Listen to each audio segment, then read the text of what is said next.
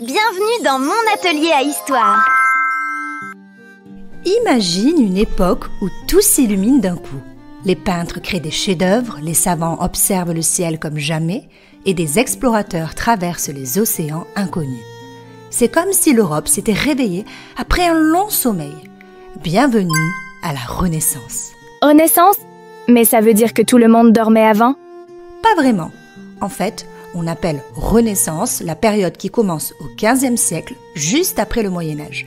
C'est une époque où les artistes, les savants et les explorateurs apportent des idées toutes neuves, comme si l'Europe renaissait. Mais avant d'en savoir plus, abonne-toi à mon atelier à histoire. Ah, et qui étaient ces artistes? Tu connais sûrement Léonard de Vinci. Il a peint la Joconde, mais pas seulement.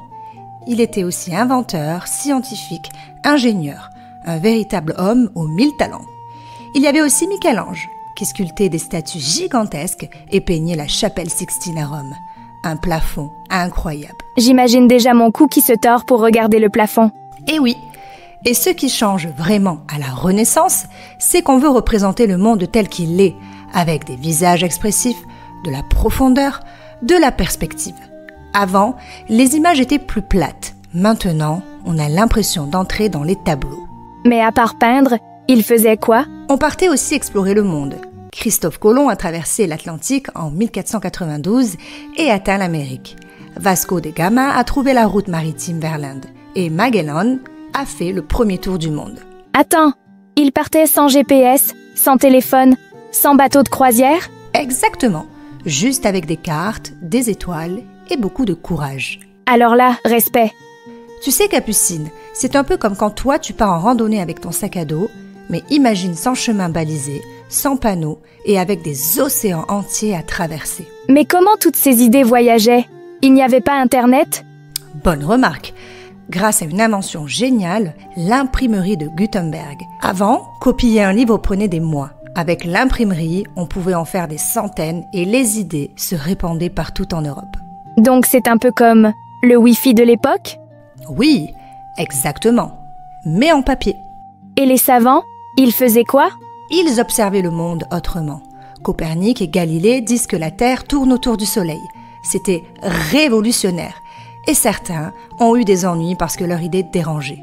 Mais grâce à eux, la science a avancé à grands pas. Ça devait être dur de dire quelque chose de nouveau quand tout le monde n'était pas d'accord. Oui, mais ils avaient le courage de leurs idées. Et c'est ça aussi, la Renaissance. Oser penser différemment. En résumé, la Renaissance, c'est une nouvelle façon de voir l'homme et le monde. On s'intéresse à la beauté, à la curiosité, à la connaissance. On passe du Moyen-Âge, plus centré sur la religion, à une époque où l'homme explore, invente, imagine. C'est un peu comme si l'Europe avait ouvert grand les yeux après une longue sieste. Tu as trouvé la bonne image, Capucine. Alors, Capucine, qu'est-ce que tu retiens de la Renaissance? Que c'était une période incroyable. Les artistes comme Léonard de Vinci et Michel-Ange, les explorateurs comme Christophe Colomb et Magellan, l'imprimerie de Gutenberg qui fait voyager les idées, et les savants comme Copernic et Galilée qui observent le monde autrement. Bref, une vraie renaissance de la curiosité humaine. Bravo! C'est exactement ça. Et cette curiosité, c'est ce qui a ouvert la voie à notre monde moderne.